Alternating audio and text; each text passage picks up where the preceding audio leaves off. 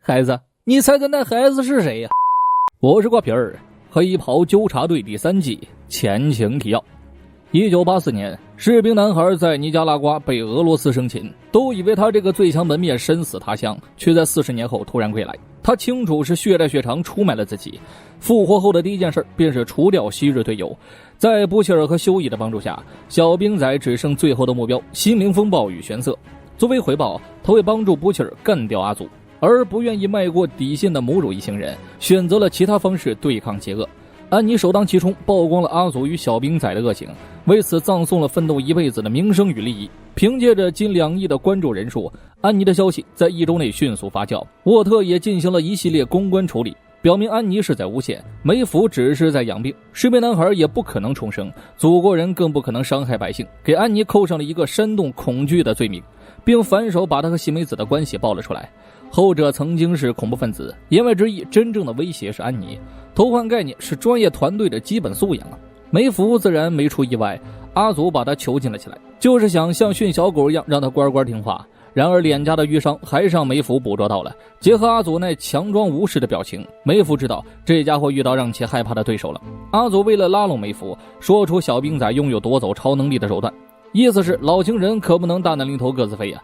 梅芙听完反而更轻松了，他本来就没有想拥有超能力，见他如此淡定，阿祖也不能显得太无计可施，直言幻想过和梅芙孕育儿女，组建家庭，遗传幻想了属于是啊。梅芙的表情也是黑猩猩在线，阿祖踩一捧一，断言如果有了孩子一定比莱恩强啊。梅芙自然不可能让他碰自己，阿祖也知道这一点，所以想偷偷收集他的卵子，好让梅芙在不幸殒命后留下个好基因呢。手段之变态，表情之猥琐呀。梅芙对祖国人失去了最后一丝同类间的沟通欲。玄色离开沃特后，一直在躲避小兵仔的追杀，出于曾经的心理阴影，以至于现在想起小兵仔都心生畏惧。他唯一能无声倾诉的对象，只有一群想象中的纸片人。孤独的小孩没有交心的朋友，所以小时候他只能把快乐寄托在纸片人身上。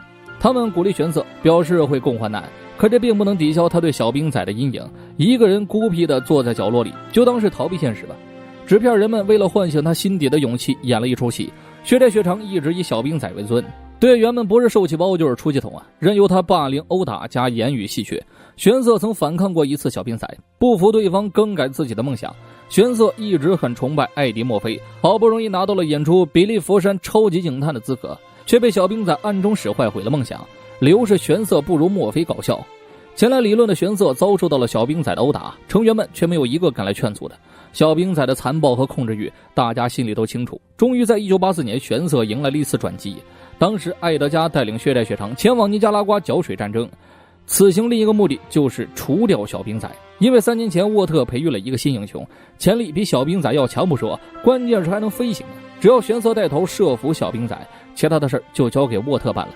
之后营地遭遇突袭，成员们趁乱围攻了小兵仔，奈何对方过于强大，玄色付出了一脑浆子的代价，才把这个超英恶霸迷晕当场，任由俄罗斯人带走了他。纸片人们就是想让他直面恐惧，毕竟战胜恐惧最好的办法只有一个，玄色10年生聚，枕戈饮血。小兵仔不为人知的事情还有很多，传奇就告诉了休伊几个秘密。诺曼底登陆、血战德意志，这些人们津津乐道的往事，其实小兵仔根本就没有参与。他是在诺曼底登陆后的2周才前往现场，到了那儿拍拍照做做秀，炒作自己是复仇先锋。至于对抗纳粹，小兵仔连德国都没去过。关于他的传言很多，但符合实情的却没有几个，不过是沃特联合政府塑造了一个英雄形象罢了。小兵仔这会儿还忙着跟老阿姨们培养感情，传奇对他的癖好虽然见怪不怪，但每次都想骂骂咧咧几句。布切尔顺着小兵仔的几条线索查了查心灵风暴，结果都碰壁没有结果，必须想出点高效率的办法。小兵仔不管流程，不帮他搞定血债血偿，他就不搞定祖国人。他只知道心灵风暴脑子有病，买了一堆小木屋，和霍华德休斯一样成了隐士。这时传奇无意间的一句话却给了休伊灵感，他说心灵风暴患有躁郁症，时而暴躁时而抑郁，以前都得吃药维持状态。碳酸锂是治疗躁郁症的常见药物，而且吃这种药的人不多，只要查一下附近拥有药店的小木屋，再看看哪家店最近出售过碳酸锂，大致就能锁定心灵风暴的位置了。这突破性的进展，小兵仔却没有在意，他现在只想多嗑点药亢奋下去。3人最终锁定了一片丛林，心灵风暴就在方圆3里之内。小兵仔告诉2人，作战时要规避对视，要么闭上自己的眼，要么闭上心灵风暴的眼睛。没有精神控制的他就是个废物。布切尔已经满足了小兵仔的嗑药需求，这家伙有应激障碍，心态很容易崩啊。嗑药至少能让他不随地放大招。现在的小兵仔就是头猛虎，不想被他咬死的话，就是一直往他嘴里喂肉。哥俩注射了临时5号，以防不备。这是布切尔的第4瓶，休伊的第3瓶。如今布切尔的耳朵里也流出了黑浆。期间小兵仔出现幻听，两人就感觉不对劲了。下一秒他中了陷阱，被地雷炸飞，这一雷肯定炸不伤3个超人类呀。心灵风暴的目的就是借助烟雾逐一击破。布切尔不巧与他对视，整个人瞬间瘫软在地，意识被困在了记忆中。在小兵仔看来，布切尔已经死了。心灵风暴的手段就是让人在无法苏醒的情况下死于机能下降。他的招数他自己肯定能解开，但小兵仔不想让对方多活1秒钟，除干净血债血偿的成员，就和祖国人速战速决。至于休伊想救人的情谊，他可不在乎呀。这原本就是一场血腥的交易，休伊只能先跟着他，再想办法救下布切尔。就是这货频繁的幻听，总觉得有人在耳边说话。结合他最近不停嗑药，休伊也觉得理所应当了。但小兵仔幻听加脑补就不好搞了呀。休伊明明没说话，他却听出休伊和布切尔有 PY 交易。毕竟在小兵仔眼里没有什么兄弟情谊。为了让休伊像个士兵一样顺利执行任务，他又说了自己的往事，但糊弄不了休伊了，直言他只是个作秀的戏子，别总以为自己有多英勇。小兵仔反手一个嘴巴子，来了波相互打脸呢。两人走上了公路，遇到了车子抛锚神父和修女，对方向超级英雄求助，小兵仔也爽快答应了，还提醒他们附近有罪犯得尽快离开。休伊心想，小兵仔还挺心善的，自己也跟神父聊起了天，只是下一秒血浆爆射，小兵仔给神父爆了头了。他能看出这两人已经被心灵风暴控制了，不杀了他们，下一个被杀的就会是自己。休伊哪信他这鬼话呀，咬定小兵仔嗑嗨了，死活不让士兵男孩开枪击毙修女。但马上休伊就后悔了，人家现在就要弄死自己啊！休伊死活让士兵男孩快开枪，幸亏枪法在线，小兵仔轻轻松松带走敌人，并反驳休伊的咬定，表示咱当兵的人就是英勇啊！这回是给休伊弄得不会玩了呀。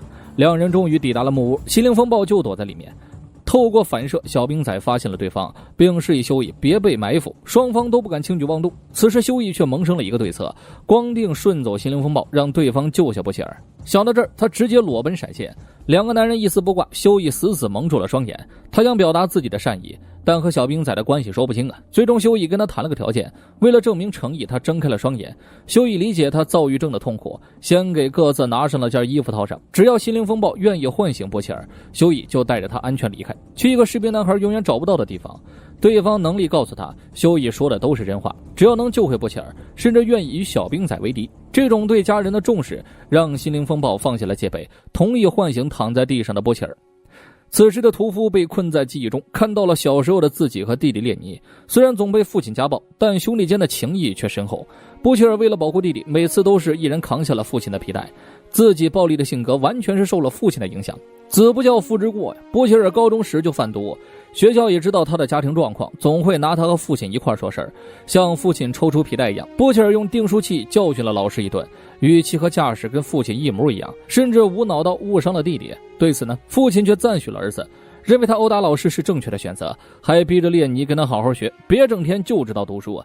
布切尔知道这些话对列尼将来的影响，可他在意识中改变不了任何事。被殴打中，两兄弟长大了。有天布切尔决定离开这个家，去别的地方寻找属于自己的生活。列尼求他带上自己，只剩他的话会被父亲打死的。只是此时的布切尔要独自离开的念头太强了，并没有想过列尼后续的遭遇，更多的是不想带上一个累赘上路。不顾弟弟的心情，布切尔毅然离开。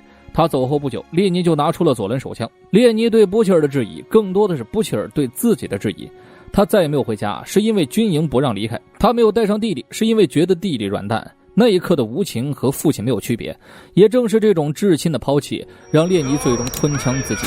记忆中列尼的警告一直在萦绕着，帮助布切尔的人最终都会被他害死。在布切尔的心里，休伊就是长大后的列尼，是那个一直扯住自己衣角的软蛋弟弟。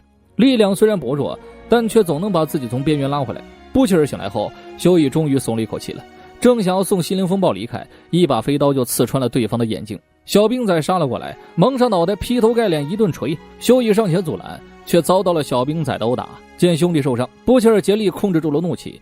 休伊要是有个3长2短，他定会与小兵仔拼命的。死到临头还在狡辩，心灵风暴透露了一个大秘密，让远处的小兵仔大呼纳尼。那表情就好像找到了失散多年的儿子，以至于小兵仔大顿怒砸风暴头看布奇尔和修一的表情也变得奇奇怪怪。另一边，法兰奇拖着重伤的喜美子归来了，见他们这副模样，母主和安妮也没有多问，反正指定是和布奇尔脱不了关系。技术部一到位，寻找小兵仔弱点的机会就更大了。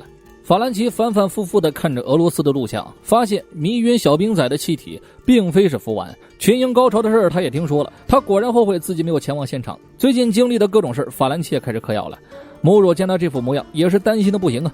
团队老妈子总得照顾他们。安妮为喜美子重新处理了伤口，后者掏出小瓶酒，跟安妮对嘴饮了起来。这也是喜美子长这么大第一次喝酒。喜美子掏出一个大家伙，将第一次送给了安妮。她有一个不情之请，想要拿回超能力，这需要安妮冒险去沃特偷点5号化合物。安妮自然拒绝了，且不说自己能不能活着进入沃特，没人能保证5号化合物还能不能起作用啊。毕竟喜美子都这么大了，两人推拿了几波，喜美子就拿出了一条早已准备好的消息。安妮看完之后心软的答应了。能上大分的深海现在活得滋润呢，且迷之自信，认为当下的生活是靠自己智商和情商换来的。他迫不及待地把老婆交上了床，让他背过身去，在耳边悄悄说道：嘿，给你看个好东西。随即从缸里掏出了章鱼妹，要跟他老婆3人成行啊，人家只能一脸甘愿地接受了。光是看着就辣眼，女人怒而惊坐起，乱搞他能接受，但至少也得是个人类吧。他辛辛苦苦运营深海，帮他拿下阿祖第2把手的位置，可不是为了跟一只章鱼进行吸盘交流的。深海一听就不乐意了，那是自己用双伤换来的呀，和你 PUA 女王有个锤子关系啊。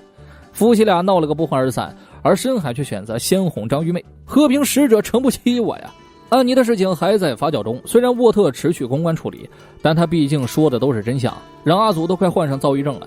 他本人出面回复了媒体，长篇大论的甩锅安妮，说他贩卖人口，内心邪恶，利用自己和公司坑蒙拐骗，一套连招很熟悉，和当时公开处刑风暴基本是一样的。但百姓们还就最信这种套路了，成功人士放个屁那都是哲理啊。其中不乏有带着孩子来听阿祖演讲的，母主的女儿也在人群中听得津津有味。阿祖足足用了20分钟怒斥安妮。自打他发现了放飞自我能吸粉之后，在外头说话那就全是临场发挥了。但阿祖无法否认他是畏惧小兵仔的，这个恐惧已经扰乱了他的心智，就仿佛是来自血脉中的压制，这让阿祖急需冷静下来，找个东西来填补恐惧。鲜榨纯牛奶，一桶牛奶强壮一个祖国人呢，正一口闷的时候被纽曼抓住，阿祖当场射死呀，说自己在帮母牛分担压力啊。纽曼现在四处找风头，安妮不行就换祖国人，但阿祖可没给他什么好脸色，也没把爆头侠当回事儿。纽曼给了他一张纸，阿祖看完就觉得得合作一波啊。7人塔里，火车头逐渐苏醒了，他对自己的活着也是相当震惊啊。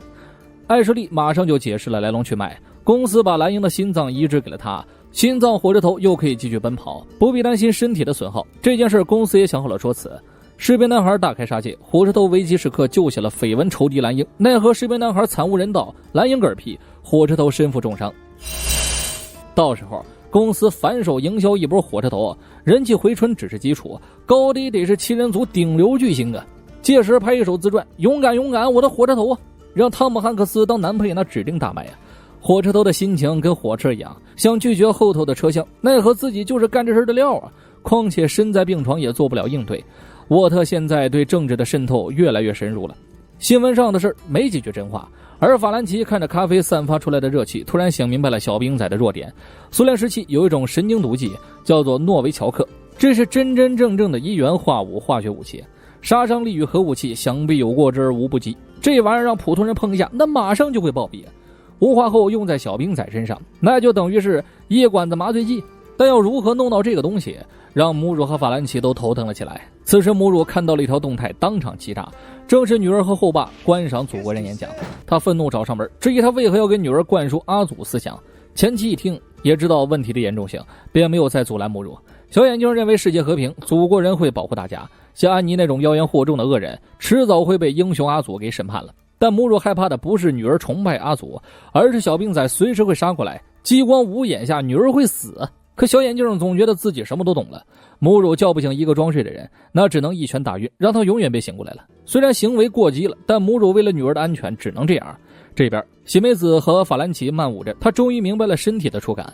以前的他力大无穷，还能自愈，都不敢用力去触摸法兰奇。在喜美子眼里，肉体脆弱了就像稻草一样，法兰奇就一直耐心地看着他讲事，直到话题转入了5号化合物。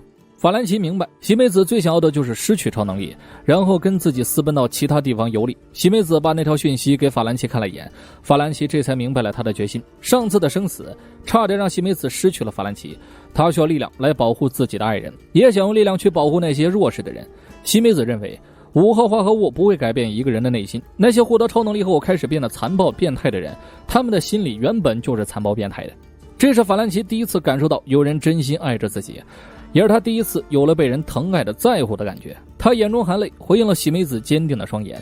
安妮此时已经溜进了实验室，顺利偷到了5号化合物。偶然间看到桌子上的实验记录，上面说到了临时5号的副作用，初次使用会有皮质萎缩、身体不适，3到5次之后会侵害大脑内脏，直至死亡。安妮想马上离开通知修一，却在电梯口被阿祖给堵住了。没有人能在他眼皮子底下溜进七人塔。之所以没有出手，就是想看看安妮要搞什么幺蛾子。阿祖给了他一个建议，晚上对媒体撤回言论，然后来个万字深入道歉。这事儿他又当作没发生了。阿祖典型的穷途末路，却要装作给别人机会。安妮不吃这套，选择拒绝。他毕生梦想都放弃了，还会怕阿祖一个威胁吗？安妮有意提起了超音速的死，阿祖也记起这事儿，直言安妮不听话，下一个死的就是修一。安妮反手拿出了手机，刚刚的对话都通过直播放了出去。阿祖的嘴脸和杀人威胁的手段都被近2亿的粉丝听到了。阿祖当场就懵了呀，大声为自己挽尊，彩排的台词你怎么能播出去呢？